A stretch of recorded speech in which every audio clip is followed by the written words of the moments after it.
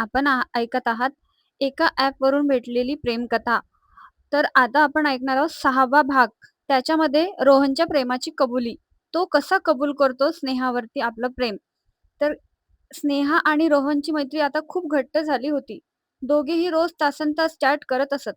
एक दिवस रोहनला जाणवले, की तो स्नेहावर मनापासून प्रेम करू लागला आहे. त्या रात्री रोहन खूप विचार करत होता. आज मी स्नेहाला माझ्या मनातील भावना सांगणारच, असे त्याने ठरवले. रात्री स्नेहाचा मेसेज आला. स्नेहा म्हणाली, "काय रे रोहन, आज इतकं शांत का आहेस?" रोहन काही क्षण थांबला आणि मग धाडस करून मेसेज टाईप केला. रोहन म्हणाला, "स्नेहा, मला तुला काही सांगायचं आहे." स्नेहा म्हणाली, "हो, सांग ना." रोहन म्हणाला, "जेव्हा तू माझ्याशी बोलतेस तेव्हा माझा दिवस सुंदर होतो.